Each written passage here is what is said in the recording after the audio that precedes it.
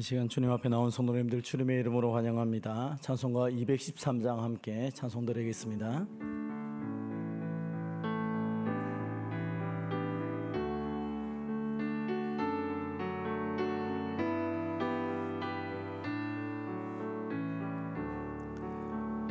나의 생명 드리니 주여 받아주셔서 세상 살아갈 동안 찬송하게 하소서. 손과 발을 드리니 주여 받아주셔서 주의 이름 위하여 민첩하게 하소서. 나의 음성 들으니 주여 받아주셔서 주의 진리 말씀만 전파하게 하소서. 나의 보아 드리니 주여 받아주셔서 하늘나라 위하여 주 뜻대로 쓰소서. 나의 시간 드리니 주여 받아주셔서 평생토록 주 위에 봉사하게 1절 한번 더 하겠습니다. 나의 생명 드리니 주여 받아주셔서 세상 살아갈 동안 찬송하게 하소서. 아멘. 오늘 이 아침에 우리에게 주신 하나님의 말씀은 사사기 2장 1절에서 10절까지 말씀입니다. 제가 가진 성경은 구약성경 362면 사사기 2장 1절에서 10절까지 말씀, 우리 한 절씩 교독하시고 마지막 10절은 같이 봉독하도록 하겠습니다. 사사기 2장 1절 하나님의 말씀을 들으십시오. 여호와의 사자가 길갈에서부터 복임으로 올라와 말하되 내가 너희를 애굽에서 올라오게 하여 내가 너희의 주상들에게 맹세한 땅으로 들어가게 하였으며 또 내가 이르기를 내가 너희와 함께한 언약을 영원히 어기지 아니하리니 너희는 이 땅의 주민과 언약을 맺지 말며 그들의 제단들을 헐라 하였거늘 너희가 내 목소리를 듣지 아니하였으니 어찌하여 그리하였느냐. 그러므로 내가 또 말하기를 내가 그들을 너희 앞에서 쫓아내지 아니하리니 그들이 너희 옆구리에 가시가 될 것이며 그들의 신들이 너희에게 올무가 되리라 하였노라. 여호와의 사자가 이스라엘 모든 자손에게 이 말씀을 이르매 백성이 소리를 높여 운지라. 그러므로 그것을 이름하여 복임이라 하고 그들이 거기서 여호와께 제사를 드렸더라. 전에 여호수아가 백성을 보내매 이스라엘 자손이 각기 그들의 기업으로 가서 땅을 차지하였고 백성이 여호수아가 사는 날 동안과 여호수아 뒤에 생존한 장로들 곧 여호와께서 이스라엘을 위하여 행하신 모든 큰 일을 본 자들이 사는 날 동안에 여호와를 섬겼더라. 여호와의 종 눈의 아들 여호수아가 110세의 죽음에 무리가 그의 기업의 경내 에브라임 산지 가산 북쪽 딥나 헤레스에 장사하였고 그 세대의 사람도 다 그 조상들에게로 돌아갔고 그 위에 일어난 다른 세대는 여호와를 알지 못하며 여호와께서 이스라엘을 위해 행하신 일도 알지 못하였더라. 아멘. 본문의 말씀을 가지고 힘써 여호와를 알자라는 제목으로 함께 은혜를 받도록 하겠습니다. 사실 우리가 사사기를 살펴보면서 이 사사기의 여러 가지 일들이 우리와 상관이 없는 것이 아니라 오늘날 우리 현실과 이 사사기에 나타난 현상들이 거의 비슷한 것을 많이 바라봅니다. 그래서 사사기를 읽을 때마다 오늘날 우리의 모습들을 돌아보게 되고 이 사사기 가운데 역사하셨던 하나님을 생각할 때마다 오늘 우리를 향한 하나님의 마음이 보여질 때가 많습니다. 사사기를 보면서 우리는 한탄을 합니다. 왜 이 백성들을 이렇게 받게 되지 않았을까? 좀 더 낫고 좀 더 큰 하나님의 역사들을 경험하며 살아갈 수 있었을 텐데 왜 이들은 똑같은 일을 반복하며 살아갈까 하는 안타까움이 있습니다. 그러나 그것은 오늘날 우리의 모습과도 비슷한 것입니다. 사사기의 가장 큰 문제 중에 하나는 신앙의 단절이었습니다. 하나님을 알지 못하였다. 하나님이 행하신 일을 알지 못했다. 그것이 그 사사시대를 만들었고 그것이 영적인 암흑기를 만들었다고 볼 수 있습니다. 오늘날 우리의 모습도 비슷합니다. 하나님이 말씀하셨던 그 성경적인 신앙이 단절되어 가고 있고 하나님을 알지도 못하고 하나님이 행하신 일도 알지 못한 일들이 오늘 우리 가운데 얼마나 많은지요. 왜 그러면 이렇게까지 되었습니까? 그 하나님의 놀라운 능력들, 하나님은 지금도 살아계시는데 왜 우리는 그 하나님의 역사를 다음 세대들에게 자신 있게 말하지 못하고 있을까요? 오늘 본문 우리에게 이런 것에 대해서 한 번 더 도전을 줄 뿐 아니라 또 기회를 주며 우리에게 말씀을 하고 있습니다. 본문을 보면 하나님께서 이스라엘 백성들에게 찾아와서 그들에게 말씀을 주고 있습니다. 하나님은 그들을 향하여서 이야기합니다. 우리가 처음 살펴본 것처럼 이 사사시대가 일어났던 가장 큰 것 중에 하나는 이 백성들이 하나님께 묻기를 멈추었기 때문입니다. 어떤 일들이 있었을 때 하나님께 항상 질문을 하였죠. 누가 올라갈까요? 우리가 무엇을 해야 될까요? 하나님께 질문하던 것을 사람들이 멈추기 시작하고 하나님의 뜻이 아니라 나의 뜻대로 내 생각대로 하기 시작했을 때에 사사시대는 도래하게 되었던 것이죠. 그들은 하나님의 언약에 대해서 관심이 없었습니다. 하나님의 말씀에 대해서도 관심이 없었습니다. 하나님이 누구인가 보다는 오늘을 내가 어떻게 살아갈 것인가에 대한 것들, 그래서 이 땅에서 어떻게 하면 좀 더 편안하고 좀 더 잘 살 수 없을까를 고민했던 것 같습니다. 그래서 그들이 했던 최선의 방법이 무엇입니까? 가나안 족속과 언약을 맺는 것입니다. 그들과 결혼하고 그들과 함께 있으며 그들처럼 살아가려고 했던 것이죠. 그들은 그들이 섬겼던 우상들을 함께 섬기며 나는 당신들과 동일합니다. 똑같습니다. 우리는 서로 불편한 관계가 아닙니다 하면서 평화를 누리며 살아간 것입니다. 그러나 오늘 본문에 본문을 살펴보시면 길갈에서 올라온부터 나타난 여호와의 사자가 이 백성들에게 안타까워하며 말을 하고 있습니다. 본문 2장 1절부터 3절까지 말씀입니다.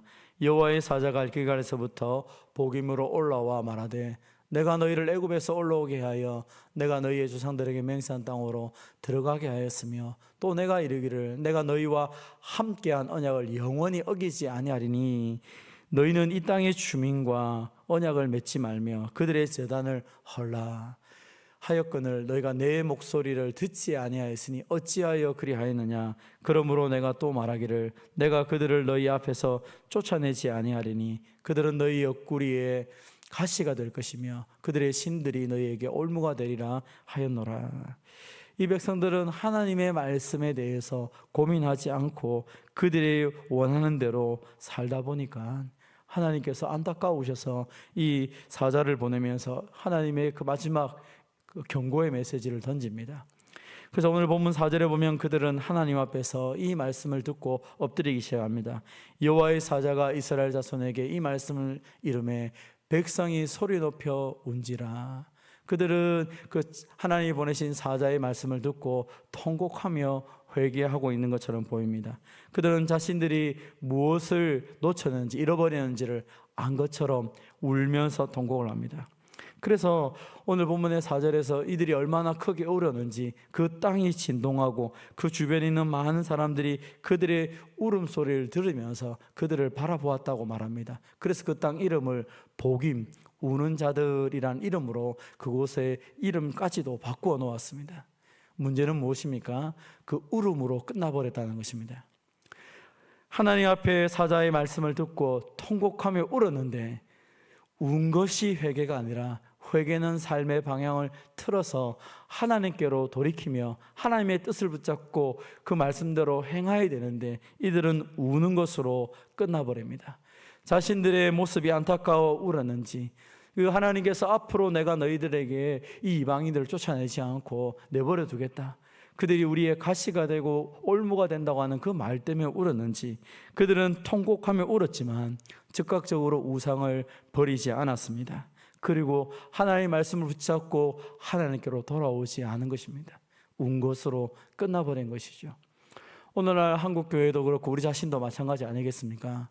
하나님의 말씀을 듣고 우리는 그 말씀에 나의 마음이 찔리기도 하고 내 삶을 돌아볼 때 그 하나님의 은혜를 기억하지 못하고 살았던 내 삶에 대한 후회 때문에 통곡하며 울기도 합니다. 그래서 하나님께 앞에 나오며 하나님, 내가 오늘도 말씀 앞에 엎드렸습니다, 예배하였습니다, 그러면서 통곡하며 웁니다. 근데 문제는 무엇입니까? 울고 그리고 끝난 것입니다. 나는 오늘 하나님 앞에서 은혜를 많이 받았고 울었고 이제 내 삶은 바뀌겠지 하면서 예배당 문을 나가지만 또 삶의 현장에 가서는 그것이 나와 무슨 상관이 있는가? 상관없이 살아가기 때문에 변화가 없는 것입니다. 사랑하는 성도 여러분, 하나님은 우리에게 우는 것만 요구하는 것이 아닙니다. 정말로 하나님의 마음을 알고 울었다면 삶의 방향은 하나님의 뜻으로 하나님의 말씀으로 채워지고 그 하나님이 원하시는 방향으로 내 삶의 변화가 일어나야 될 것입니다. 저와 여러분이 하나님의 말씀을 나의 말씀으로 받는다는 그 증거는 그 말씀 때문에 나의 생각과 말과 행동이 변화되는 것입니다. 주의 말씀을 따라서 늘 그 말씀 앞에 믿음으로 반응하며 날마다 하나님의 은혜 속에 거하며 삶의 변화를 추구하는 저와 여러분 되시기를 주님의 이름으로 축원드립니다. 오늘 본문은 우리에게 얘기합니다. 이 사사시대의 이 가장 큰 문제, 그것을 본격적으로 이야기합니다. 7절입니다. 백성이 여호수아가 사는 날 동안에 여호수아 뒤에 생존한 장로들, 곧 여호와께서 이스라엘을 위하여 행하신 모든 큰일을 본 자들이 사는 날 동안에 여호와를 섬겼더라. 시대가 힘이 있어지는 것은 하나님이 지금도 살아계심을 믿고 그 하나님의 살아계심을 전하는 증인들이 많을 때입니다. 하나님의 역사가, 하나님이 지금도 이 세상을 다스리고 계시고 그 하나님이 무엇을 행하시며 앞으로 어떤 일을 행할 것인지를 확신하는 증인들이 많을수록 능력은 나타납니다. 그러나 하나님에 대한 이야기가 사라지기 시작하고 어느 순간에 하나님 자체가 어떤 분이신지를 말하지 않기 시작할 때 그때부터 무너지기 시작하는 것이죠. 사실 우리의 한국 교회를 살펴보면 교회가 가장 어려웠을 때는 늘 교회당에 많은 사람들이 있었습니다. 왜냐하면 하나님이 은혜 주신 것이 눈에 보였고 하나님의 그 역사들을 날마다 기대했고 하나님이 아니면 살아갈 수가 없었습니다. 그런데 조금 부유해지기 시작하고 조금 내가 뭔가를 안다고 생각하고 내 삶에서 이 다른 나라와 다른 사람들과 비교했을 때 조금 괜찮아졌다고 생각했을 때 나도 좀 품위가 있어야 되지 않을까, 나도 좀 다른 사람들과 통하는 그런 사람이 되어야 되지 않을까, 그러다가 하나님을 놓쳐버리고 만 것이죠.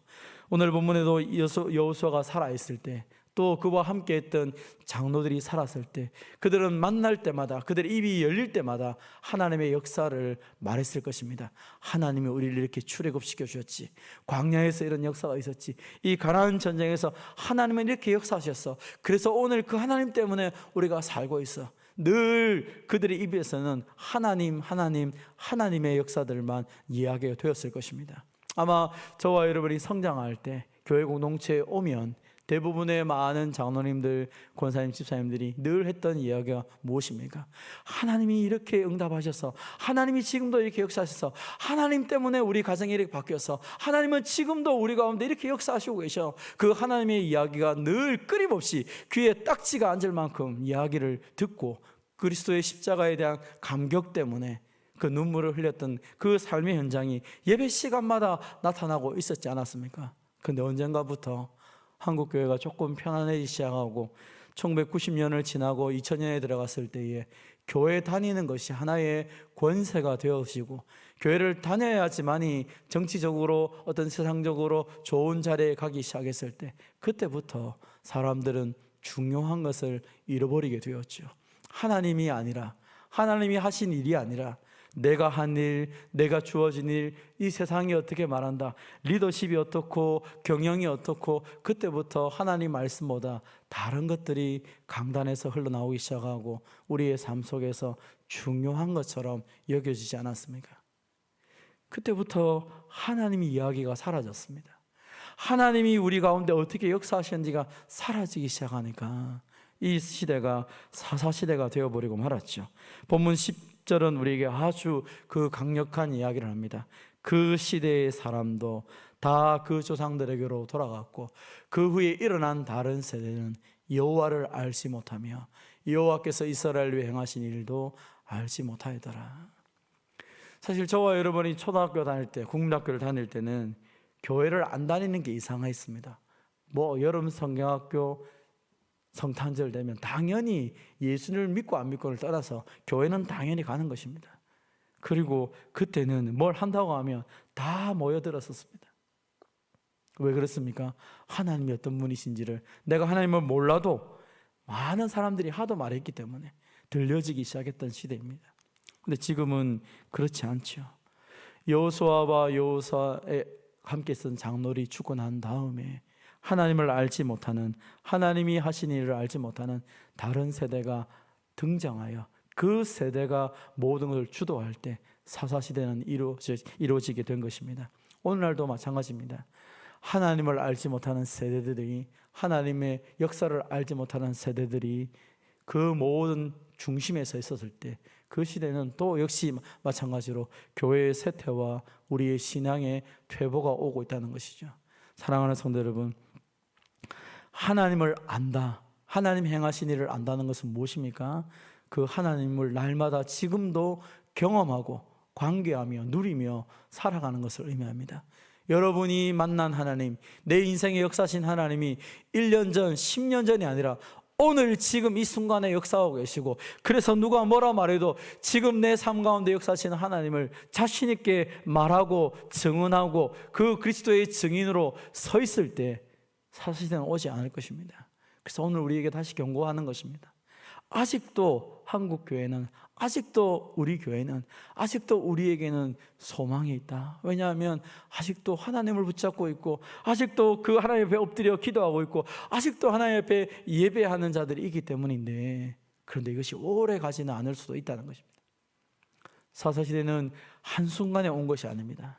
서서히 여호수아가 죽고 또 장로 한 사람이 돌아가시고 다 돌아가시고 나니까 이제 그런 세대가 왔다는 것입니다.